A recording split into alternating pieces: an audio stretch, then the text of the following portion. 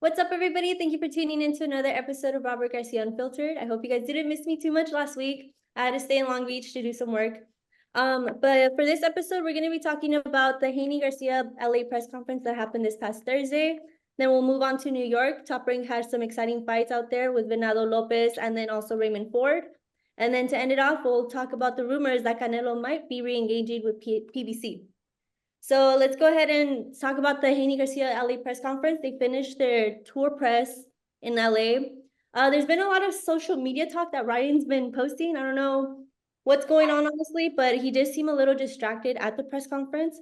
But what's your guys' overall take on all of the uploads that he's been posting up? Because he said that it wasn't him. I don't know if that's true or not. Do you guys think it's like a marketing technique, or is there something deeper going on there? I haven't really paid any close attention to what he's posting because I don't read his posts or anything, but only what I've been hearing from other people and people saying that it sounds like he's not doing good, he's needs help. And I don't know if he's saying he's doing it to build up the fight. Well, I don't think that's the right way to build up a fight. Showing people that you're actually having problems, personal, mental problems. Whatever it is. I just think that if he's not doing good and he's really having serious problems, then people around him need to help him out. I don't know the case, honestly. I really don't know. I could only say from what I could think, what I'm thinking, or what I've probably seen before, and fighters that become so popular and so famous and so much money that everybody around them, from the managers to trainers to family, they start getting they start becoming they start becoming superstars too, like they want to act like that too. Like I said, I don't know Ryan's case, honestly. I really don't know. I know the family, and they've always been really good people to me. Ryan has always shown nothing but respect to me, his dad, his mom, everybody. But so I don't know what it is, but from what I've seen before in other families, the moms, the grandmas, the brothers, the uncles, they all want to become famous too. They all think they're all rich when the fighter is the only one that's making the money. And but we've seen it before where the brothers, the sisters, the mom, everybody in the family, they act like they're the ones in the ring, they're the ones fighting, they're the ones making millions, and that hurts the fighter. So instead of everybody staying humble and helping him out, it looks like it could be a point where they're also hurting him. Like I said, previous experience that I've seen with fighters, I'm not saying that's the case with Ryan. I hope it's not. But there's a possibility. There's a possibility that's the case. I think people around him should help him instead of hurt him more.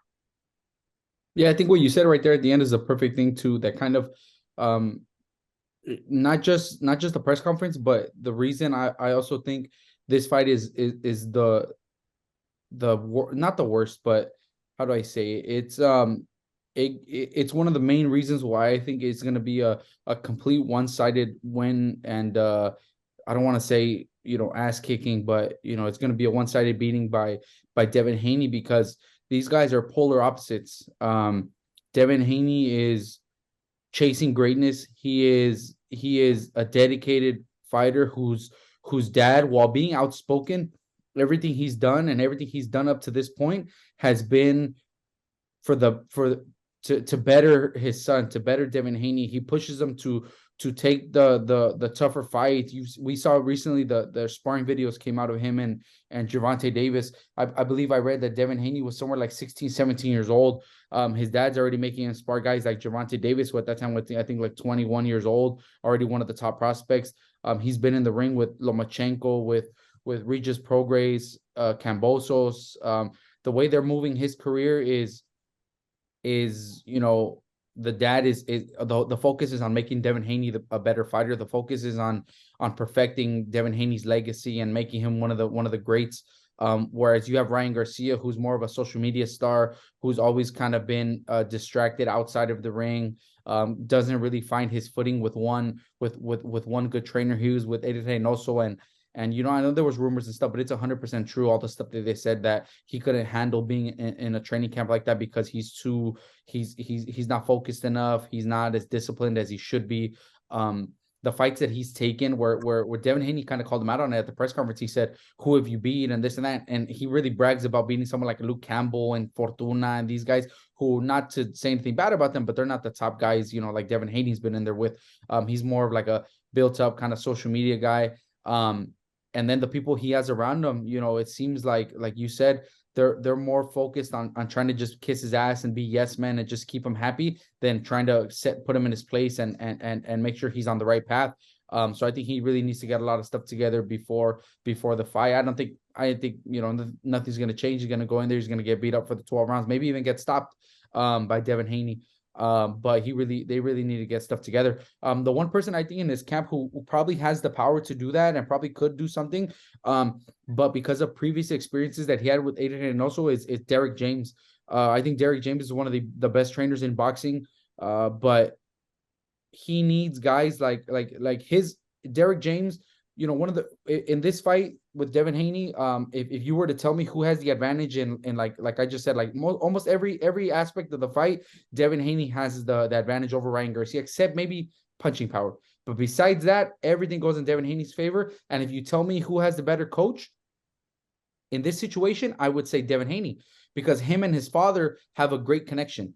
If you ask me if Errol Spence is going into a fight against Devin Haney and you ask me which coach, then maybe I'll say Derek James, because Derek James and Errol Spence are perfect for each other. Errol Spence is, for whatever it's worth, in his last performance with Terrence Crawford, he's a dog. He works hard. He trains hard. He's a tough dude. Ryan is the complete opposite of that. He's nothing like that. I think Derek James could try his best and do the best that he could, and he's never going to get that out of Ryan. So if there's one person, then maybe you could say Derek James maybe could do something about it and maybe help him out. Maybe, get Ryan focused. But as we saw, someone like Eddie Reynoso, who trains Canelo and is one of the most recognized trainers, couldn't do it. So I don't have my hopes up for Derek James, but that's probably the one person, if anything, that I would have confidence in. And maybe he could do something about this. I think with all respect to Derek James, because like you said, he is a great trainer. He's done a great job with other fighters. I think with Ryan coming to him, I don't think there's a difference. I don't think there's much of a difference. Joe Goosen is also a very well trainer. Yeah, exactly. I didn't even think about Joe Goosen. That he's also one of the ones that he couldn't do anything with. When we mentioned Joe Goosen, I think trainer-wise, experience-wise, I think he's better than Derek James. Joe Goosen is a veteran at this. Derek James came new to the sport because of Errol Spence, and became very popular, and is a great trainer. But when the experience when you're winning, everything goes well. When you're winning, everything goes well. But when the fight gets hard, just like what we've seen against Crawford, it looked like Derek James kind of lost it a little. He should have stopped it a few rounds early. There's a lot of things that he should have done and he didn't do. He looked frustrated. He looked lost in the corner. So if Joe Goosen, who is a much better trainer, much more experienced, multiple world champions, couldn't do it, I don't think Derek James can. And Derek James is great. Derek James is great because, like I said, that's what he needed. He needed to lose because all he was doing was winning with Spence winning. Then he gets Charlo winning. Then he gets Martin winning. But when you get that loss, you've never lost before, and he got lost. He got confused. He didn't know what to do. But that's what a trainer needs also. You need to lose too. You need to learn from a loss to make yourself better. And that's why I think he's going to be better. But Joe Goosen has gone through that 20 years ago. And if Joe Goosen couldn't do it, then Eddie Reynoso is not going to do it, and neither is Derek James. I think with Ryan, he's a superstar. He likes to be the boss, and nothing's going to change that. Mhm. Yeah, at the press conference, he did seem like the fans and the media got to him because he didn't even stay to do interviews after. He just left after the face-off. But when, like, for example, when you were fighting Theo, did you ever feel any pressure at the press conferences by your opponents or by the media or fans? And if you did, like, how did you It feel? was, it's a big difference when you're talking about press conference. I was never in the big pay-per-view main event press conference. I was, if I ever fight, a few times on pay-per-view, it was on a big event, but I wasn't the headliner. So yeah, they, promoters introduce the fighters on the undercard. Bye, thank you for coming up. I'm ready. I'm gonna go win, and that's it. So I was never in one of those press conferences where the whole media's on me and the whole attention is on me and all the questions are for me. That was never the case, So I can't really say much about that. I can't really comment because I was never in that position. I was never in that situation. But I'm pretty sure it's not easy. There's fighters that love it. Fernando Vargas used to love it. You used to love press conferences.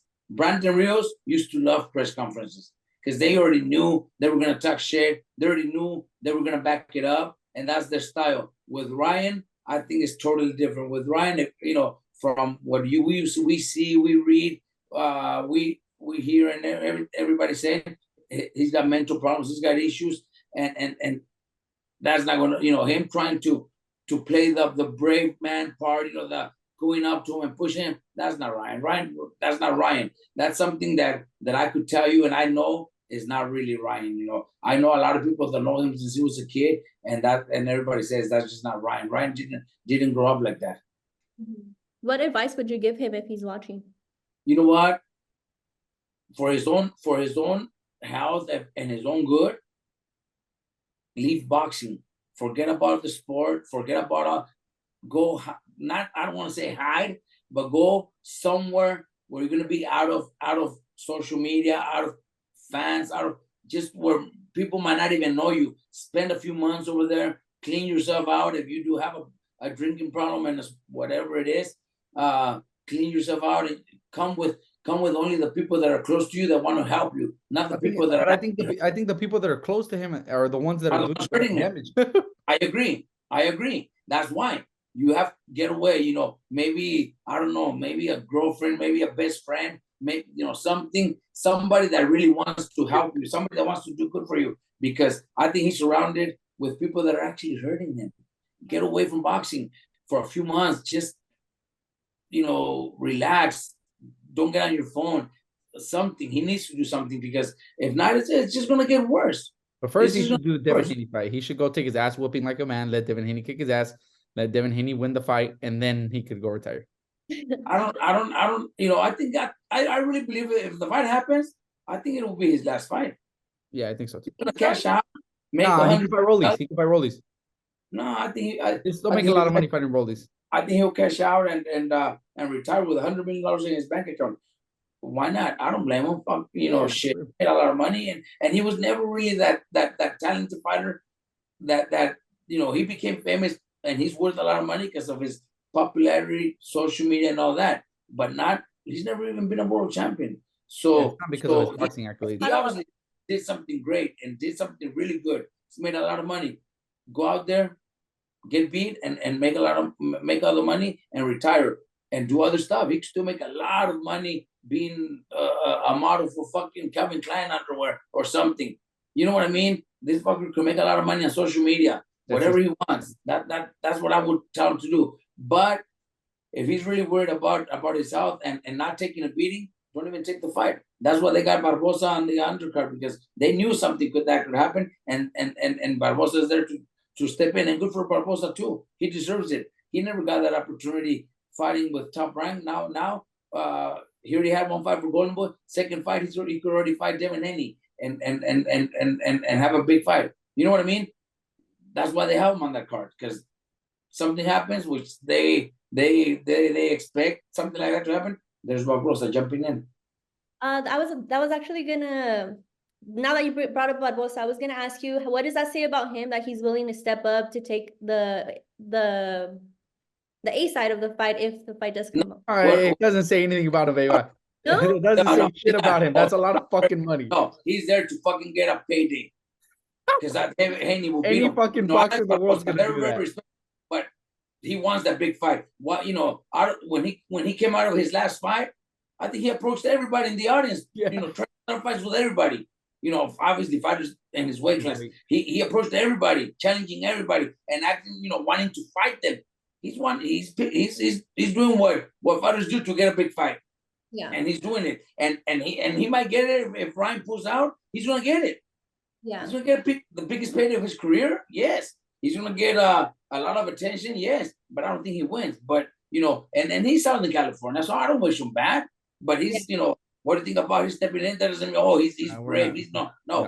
That's why he's there, and that's why Golden will put him there, and it's good for him actually. Good for him because he'll get a huge payday and take a chance. I don't think he wins, but he takes a chance. What if he does? Yeah. What if he does? What if he lands a punch? Well, you never know. But he is getting the biggest fight in his career, and that's what he never got a top rank. So now he's getting it, so he'll be happy. Good for him and his family, his dad, who I know and respect me a lot. Good for them. That's what everybody wants. They want to be in the big fight. They want to get that big opportunity. So if he does get it, I'll be very happy for him. Why not? I interviewed him at the press conference, and I asked him who his opponent was going to be, and he said he couldn't tell me because there was negotiations. But then I just kept thinking, Jose Ramirez also signed to Golden Boy. Is he a possibility that he's going to be fighting against him? Fighting the same day, Eva. That's April 20 and April 27. Jose fights the week after. Oh, So, I didn't know that. Jose's not going to fight on the co-main event of because He's fighting the next week. Okay, so if Jose's fighting on the co-main event and Ryan doesn't fight, who they're gonna give the fight to? You know what I mean? Jose's not gonna be waiting. Maybe they pick me. They're not gonna do that. Barbosa's the one that's there just for that. But Jose is not in that position where, oh man, maybe if Ryan steps out, I'll be ready to fight Haney. Yeah. No, Jose's got his own day a week later. Okay, I didn't even know that. The thing is that I think that's like a perfect setup for Jose versus Barbosa. Is if Barbosa doesn't get the Devin Haney fight, let's say Ryan and Devin Haney go ahead, Barbosa's fighting the week before Jose. Jose fights the next week in Fresno the 27th. Both guys come out win. That sets up a good fight for both of them. They're both kind of winning for a big fight anyways. So I think that's perfect. For the next fight. If Barbosa fights, I don't even know who you said he does. He said he didn't even know who he's fighting, but Ryan does fight Haney, then yes, it's perfect because they could fight sometime September, October against each other. That's perfect. But Barbosa is in that card in case Ryan pulls out, he's stepping in, which is smart. Mm-hmm. All right, so moving on to Top Ranks events this past weekend to New York, they have some really exciting fights, starting with Venado Lopez. This was his third time defending his title, stopping Rhea, I don't know how to pronounce that, Rhea Abe in the 8th round. It was funny watching him fight because he has such an awkward style. I think one of the commentators compared him to a Saturday cartoon or something like that. But what did you guys think about his performance overall? Well, he's another one like Vaquero Navarrete, who they have such an ugly style, but it's very effective. I think Venado's so fucking strong, and he's going in there with his chin up. He doesn't care. He jumps from one side to the other. He jumps to throw a punch, but it's been very effective, man. I don't think that's even a boxing style. He started boxing like at 20 years old. Yeah. Whichever gym he stepped into, the first thing they discovered was motherfucker hits so fucking hard. Let's fucking teach him something. Let's see what we can do. He hit so hard. The second thing was he's brave. He's not afraid of anybody. He's not afraid of anything. He could take a good punch. That's a fucking solid fighter right there. The dedication obviously has to be very, and I'm pretty sure he's dedicated because he goes out there and fights. But he's not the best boxer out there, but he's effective. He gets things done. He's awkward. He's difficult. It's hard to beat this type of guy, man. It's really hard. It's not going to be easy to beat this guy because he's such an awkward with so much power that it's gonna be hard for anybody. Yeah, I think at the gym when we talk about Venado and we talk about Navarrete, one of the things that like my grandpa, I think today he's like, oh, you know, somebody who could counterpunch him and somebody who could counterpunch him hits hard or somebody like this. And I tell all I say is, okay, so who in his weight class can do that? And it's hard to pick somebody. Like, you tell me Venado's gonna fight is it Rafa Espinosa, the kid from Mexico that just beat Robinson? Yeah. Who would you favor in that fight? I would favor Venado. I think so too. If you tell me he's gonna fight Raymond Ford, that's probably a closer fight. That's probably a tougher fight. I still think Venado wins that. I still favor Venado. I still favor Venado. And then the Rey Vargas Ray and Nick Ball, Vargas. you're gonna be fighting this weekend. We'll see who comes out victorious. I think Nick Ball is actually a favorite in that fight. Rey Vargas is the underdog. But you look at the guys around him and you're like, oh yeah, it sounds simple. Like, no, all you have to do. No. That's a tough. The world champs in his weight class, I don't think they beat him. I think he's probably the best featherweight in the world. And like you said, yes, but the one nobody could beat. Yeah, no, yeah, not the best. But Ford might be the best because of his skill-wise, style. you might say Raymond Ford, but if he fought Venado, I think I would favor Venado in that fight. I think I would pick Venado to beat him. I think it's gonna take somebody. It's gonna take somebody like Inoue to move up from 122 to 126 pounds. It's gonna take somebody like that who. Inoue is number 1 or number 2, the pound for pound best fighter in the world. So losing to Inoue isn't like you're just losing to some nobody either. You know what I mean? You're losing to one of the 2 best, him and Crawford, one of the 2 best fighters in the world. You're losing to an all-time great. That's what it's really going to take for somebody to beat Venado, because he's it's not going to be easy for Inoue too, because Venado's a solid featherweight. It's going to be easy for Inoue. Strong motherfucker, awkward guy, so it won't be easy for Inoue too. But Venado already said, you know, that if he can't get any big fight, he's moving up to 130. Yeah, he said he's willing to either unify or move up to fight the winner of Valdez. If he stays at featherweight a few more fights, he could get Inoue. But you know, I think the perfect plan for Venado is to wait, let Rafa Espinosa and Robesi have their rematch. Venado fights the winner of that. I think Venado wins. I think anybody at 122, 126, maybe even 130. Everybody has to be looking at Inoue as a possible future opponent. You kind of have to base your career off of potentially fighting Inoue. If Venado knows that this year Inoue is not going to be a featherweight, Inoue is going to be fighting 122 this year. Next year Inoue will be coming up to featherweight.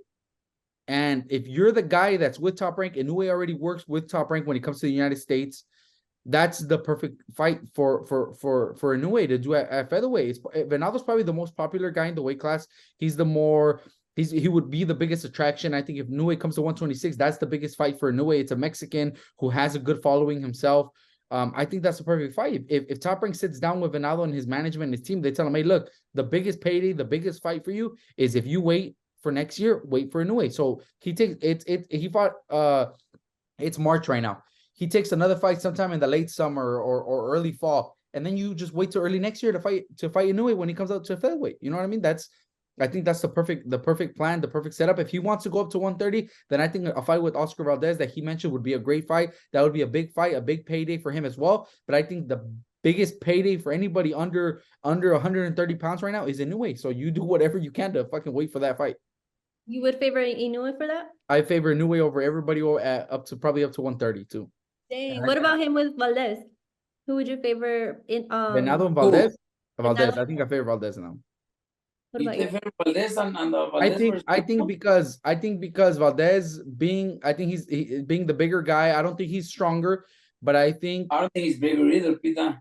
Dropped in weight. He's already. Well, he's not that big. Valdez is a 2-division champ. 26 and 30. 32? No, he wasn't 22. I think Valdez, the experience of being in there with somebody like a Berchet already, a pressure puncher. I think Venado's a completely different style, but the way he fought that fight, I think he could fight a similar fight, and he could give Venado, a lot of problem. And Valdez has a lot of power. That's what I'm saying. I think for somebody to beat Venado, would probably have to be at Inoue at 122 or one of these 130 pounders that are just big and strong and could take his punch and will be able to outbox him. But nobody at featherweight. I don't see anybody at featherweight beating him. Dang. Well, moving on to the main event, Raymond Ford became the new WBA featherweight champion after stopping Otapik Kolmatud. I can't pronounce that. something like that. Almost of, yes. In the final seconds of the final round, this was an all-action fight packed. I mean, all-action packed fight. There we go. I don't think we really see that for vacant titles. But what did you guys think of his performance overall? I think he's a very talented kid, you know, and obviously for Matchroom's first American world champion since pro debut, that was good. I was happy to see that. You know, I seen Kevin Rooney in there, and I seen Eddie Hearn really happy. You know, it was a great win for them. You know, for the company, for the team, because he's their first signed to turn pro fighter that becomes a world champion from the United States. So that's great for him. So for that, you know, I'm very happy and you know, got to applaud that. But he was losing the fight, and if you guys, if like me watching the fight, you know, a lot of people, or maybe the judge, the ref, even stopped it because he thought his opponent turned his back on him, like giving up. And that was not the case. That was not the case. You know, I think this kid should have been champion, because even if what the ref should have done was give him a standing 8 count, because the ropes held him up. Yeah, so that's technically not a standing 8 count, because standing 8 counts aren't allowed. But like you said, the ropes held him up, so that's a knockdown.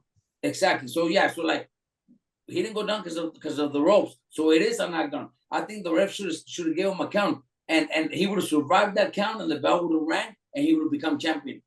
He would have been champion. So that they robbed that guy from champion. They robbed Toño from making another one of the world champions, because they've made a world champion. They've made a lot of world champions, and you know, and this guy should have been champion. I'm not trying to take anything away from Ford. You know, I'm telling you guys, I'm very happy for him.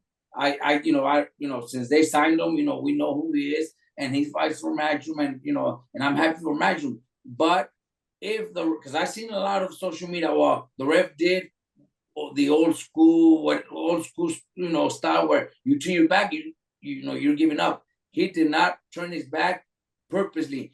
His I don't know which leg it was, left or right, gave up on his knee, gave up on him. So he kind of stumbled, fell, and turned back, because he just, you know, he did get hit too. But he went into the ropes, not because he was giving up. He never gave up.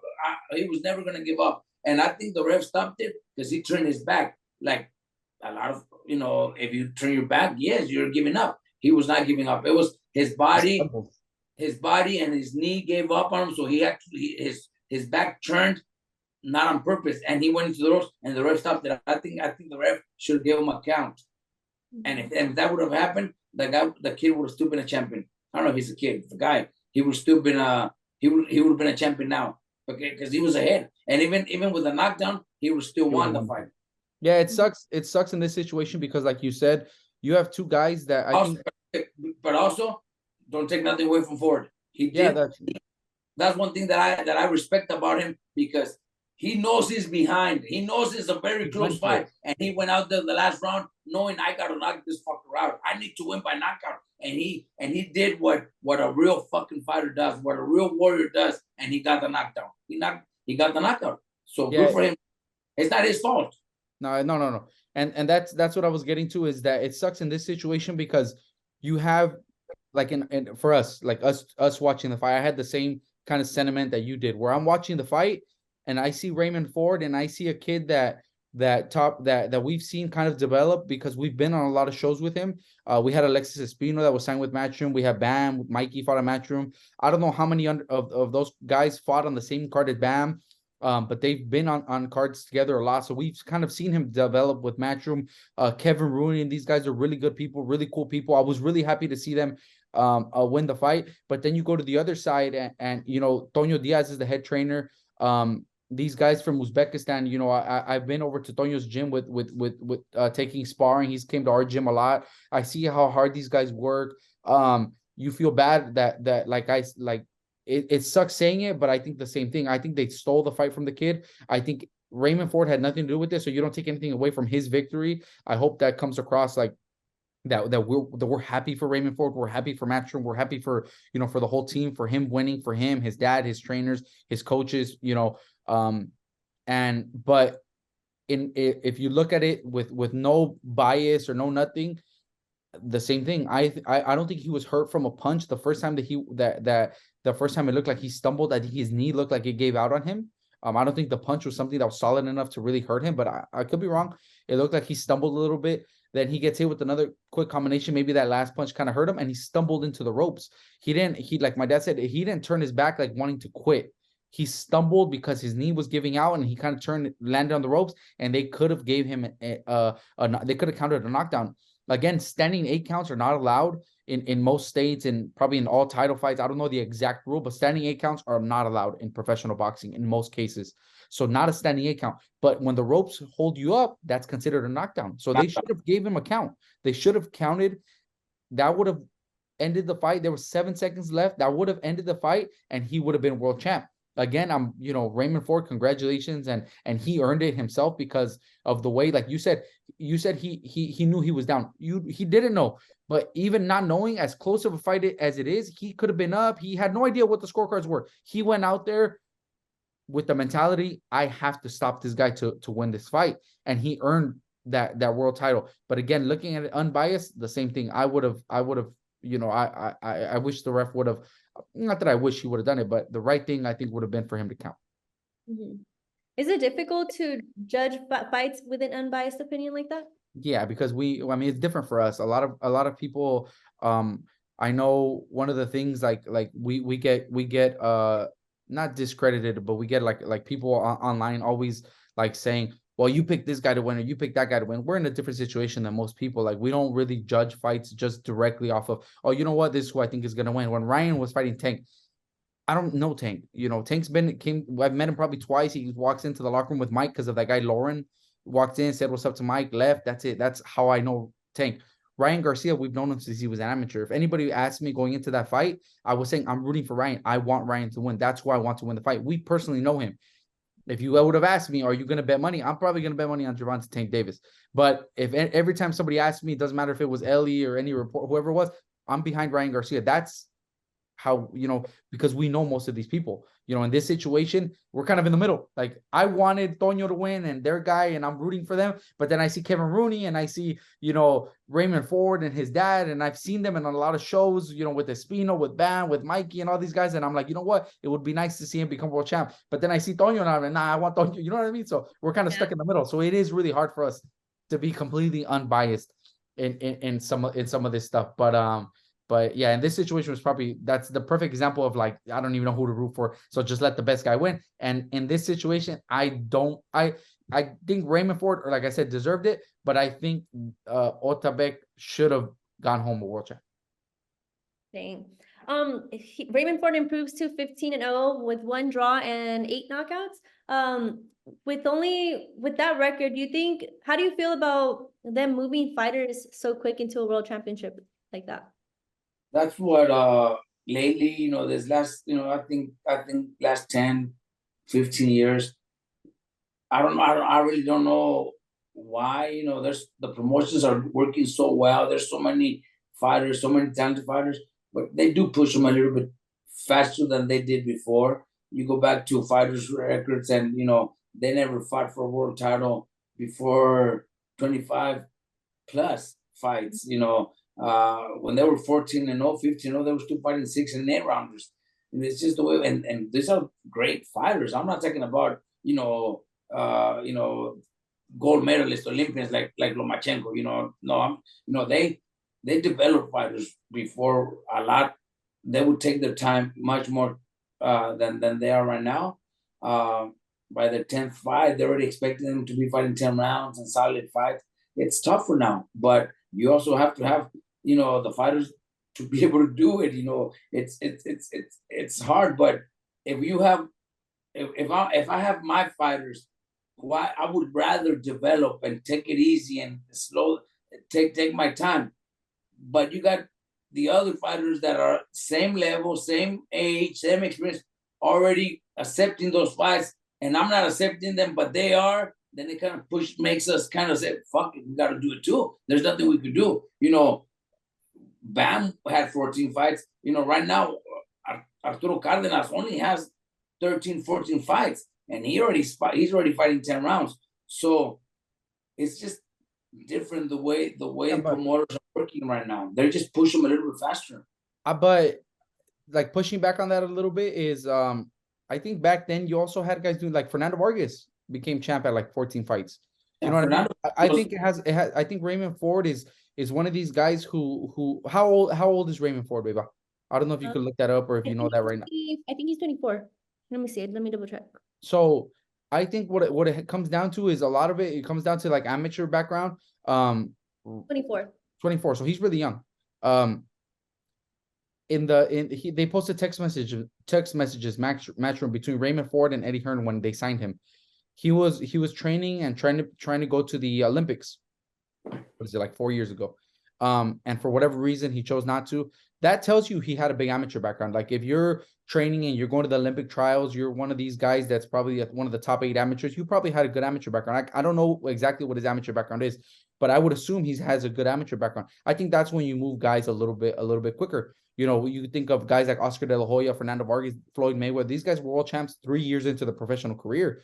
You know, you do like right now you have guys like Devin Haney, who's 25 years old, Bam's 24, Teofimo Lopez like 26, and they've been in. You know, Teofimo's career's been all over the place. He's like 26 years old. I think at the gym on Friday, I was doing mitts with Jose Ramirez. My dad was in where were you at? In Florida. In Florida. No. This weekend you were in San Antonio. So I'm doing mitts with Jose, and it's me, Jose, and Chepe. And Jose asks us a question about like the 140-pound division. What do we think about, you know, certain guys and this and that? And I told them, look, right now, one of the more popular guys, and I said one of the young guys that's kind of like becoming a star right now is someone like Subriel Matias. I was like, but the thing is, he's like the new hot commodity. He's like the kind of burst into the scene. He's, you know, getting a bunch of knockouts. He's staying busy. He's fighting often, so he's on TV a lot. I was like, he's probably one of the top guys right now. But then we look at it, and Jose and him are the same age. Oh, he's wow. 31 years old, and he's somebody that I feel like he just became world champ. Like, you know what I mean? Jose became world champ at 25 years old. So you do get some of these guys too, the way Subriel is, where maybe a little bit later they turn pro, a little bit later maybe they develop a little. You know what I mean? I think it just has to do a lot with your amateur background, how you developed as an amateur, the weight class you're in too. Maybe you get an opportunity a little bit faster than other guys, the way Bam did at his weight class. Teofimo, Haney, you know, Raymond Ford, I'm guessing all these guys, they're getting shots sooner. But I think they had probably the amateur background too. Haney had a lot of fights in Mexico before he even came over here, so he had a lot. But he was still really young. I think he became champ for like. Yeah, because he turned pro very young too, right? Underage. He turned pro like at 17. Yeah. Yeah, so like 5 years into his career, he's already a world champ. I think we always think about like the development of Mikey, Brandon, some of these guys. It took Mikey and Brandon like 6-7 years to become world champs, but Brandon was, like you've mentioned, he wasn't the most disciplined guy. He had a lot of problems outside of the ring. It took him a while to kind of get his shit together. Mikey only had like 40 some amateur fights. You know, so it took some time to develop. Whereas you had guys like, you know, Fernando Vargas, who my grandpa had at 14 fights, he was already a world champ. You know, so I think it all depends on, you know, everybody's a little bit different. But Raymond, I didn't even know he was 24. I would have guessed a little bit older, but you know, that's good for him. He's already a world champ. All right, moving on. This is still, Canelo still hasn't said anything. It hasn't been official or anything, but we're still looking for an opponent, and it seems like he's going to re-engage with PBC. Like I said, he hasn't confirmed anything, but if that's true, how will that benefit him in this next fight? Well, that gives us a little bit of hope that maybe he fights Benavides sometime in his next couple of fights. I don't know when. But, you know, if there's an opportunity of doing it now, I really don't know why he still hasn't made up his mind and said, yes, I want to fight him. I don't think he's afraid, because he's fought. That's the only answer. He's a fucking afraid. No, he's fought bigger guys. No, I just think he's not afraid of the fight, Pita. We're all boxers, and we're not afraid to go in a fight. I think for him it's more he's worried about, because he knows that there's a chance he could lose, and he knows. Boxing. Yes, but he knows he's gonna hear it for the rest of his life. That's gonna be what Retire. that's gonna hunt him forever. You know, you lost to Benavides, you lost to another Mexican. You know, that's what he doesn't want. Plus, you know, all that talk everybody says, he's afraid, he's ducking, he's this. Well, You know what? You know what disproves that? We're not Fucking gonna fighting him. I We're was not just gonna give you gonna the say, fight. shouldn't he Well, want now to we're fight not- him? Yes. You know what? Everybody keeps saying I'm scared of him. I'm not fucking scared of him. Let me fight him. That Okay, solves yeah. the problem. Now I think now there's a better chance of the fight happening because he's you know, Benavides is fighting Alex Bosdick. Alex Bosdick is Canelo's sparring partner, signed to Eddie Reynoso. So Yeah, I think you I guys- think they're setting it up perfectly. I think that's yeah, why. I think we all fell for it. I always think said they're- it in September. I stuck to my word. I said that too. I said that too. He's gonna fight Bosdick. They're using Bosdick I said to May, actually. I said May. to see how good and how well, you know, Benavides is gonna perform, to see if they say, you know what, let's do it. Bosdick is the one that's gonna tell them, you guys should take it. I think you guys beat him, or stay away from Benavides. But even that's a weak ass move. Let me throw another guy at you first to see. Well, we've seen that before in my, you know, we've seen it before where we've seen it. And is it okay? What does that tell When you about people him? are gonna spar Lomachenko, they brought in somebody else to bring him. Oh no, I'm not sparring. I don't want to sparring say this guy right. we heard Yeah. about yeah, we heard. Yeah. We had a Lomachenko at the gym in Oxnard, and they would call guys to spar and be like, "Yeah, we'll be there." And they show up, and they're like, "Oh no, but this dude's gonna spar you first," and then they'll see, This is okay. And what does that tell you about these guys? That's a weak ass move to say, you know what? We're gonna throw Vozdik in there and see how, so we can get a close. Like, what the hell kind of shit is that? That's not the pound for pound best fighter. It doesn't look good on him. It doesn't look good that, you know, okay, you guys, you know, Eddie Reynoso, Canelo, you guys don't want, you know, you guys are saying you don't want to fight him, but you put your teammate in there to fight Benavides. Exactly. It just, I don't know, but I think that's the plan. That's their plan. That's their plan. To be able to fight him. Yeah, I think when he was gonna go over to the zone, it was a really weak move, because one of the things that people didn't understand, a lot of comments on social media and stuff, is people saying, "Oh, PBC couldn't afford Canelo. They can't pay him what he wants, or this or that." I think people misunderstood the situation. So what happens is PBC made out a contract for Canelo, 3 fights. The first Charlo, the 154, he does that. He was supposed to fight the second Charlo, the 160 pounder, and then he was supposed to fight Errol Spence. You know, they thought Errol Spence was going to beat Crawford, and then the third fight would have been, that word is that was the contract, that's what was supposed to happen. Guaranteed, you know, 35 million for the first 2, I believe, and then for the Errol Spence one, there's supposed to be a higher guarantee or something like that. PBC felt that, you know what, the Charlo has been out of the ring for too long. He came back and fought the smaller Benavides, the Jose.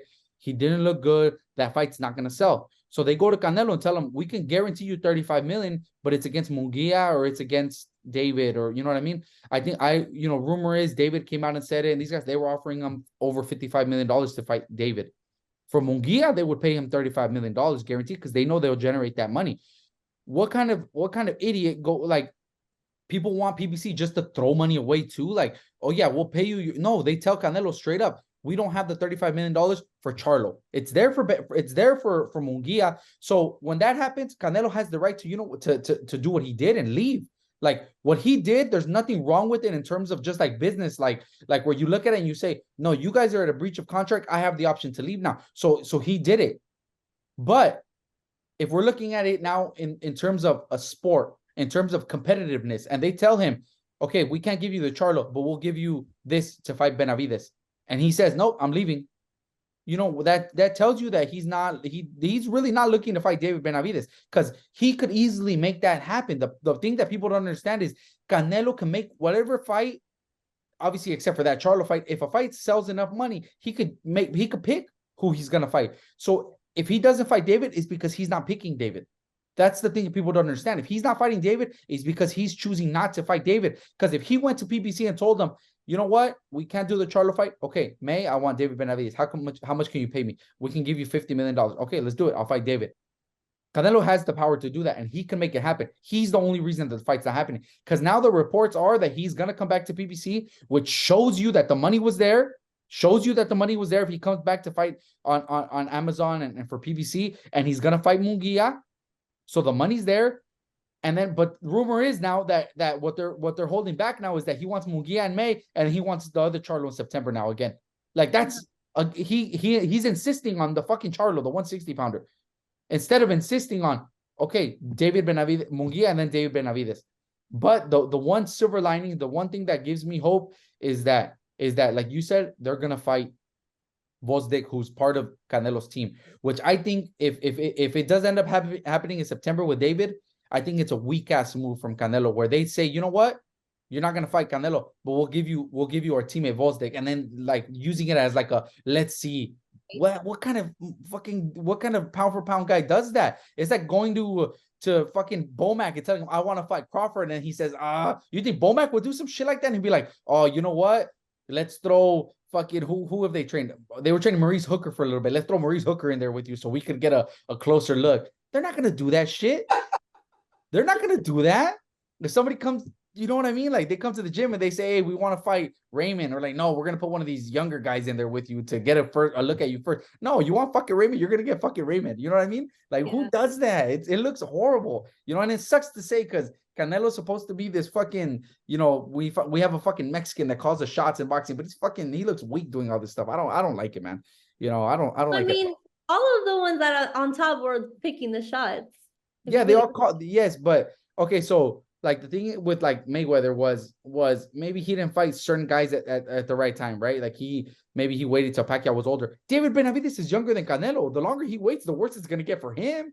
It's not like he's letting him get older, and he's not doing it because of that, because he's waiting. Yeah, he's always waiting because it gets worse for him.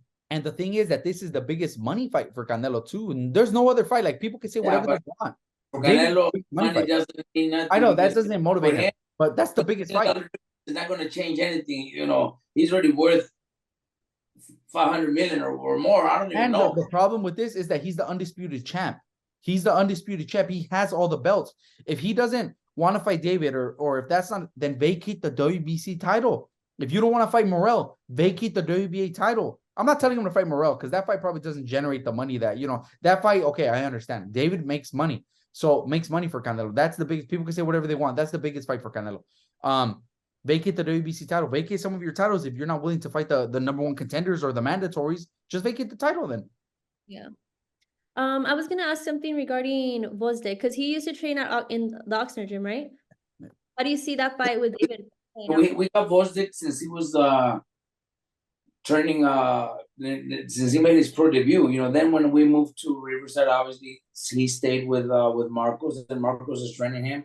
So you know he's getting that opportunity, which is good. He'll get a big fight, and good for him, good for Marcos too, because you know, obviously Marcos is a good friend of ours, and we've known him for many years, and you know we want him to get the big fight and get the big opportunity. But you know, it does seem like they're using him to test him and to see, so he could tell them, you know, how hard he hits, or you know what to expect, and that is kind of weak. You know, Vosdick is very talented. Vosdick hits really hard.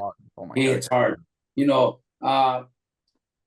when he became champion, great win for him. But then he lost. You know, when he lost by knockout, and he retired for like a year or so, Peter, right? Or 3 years.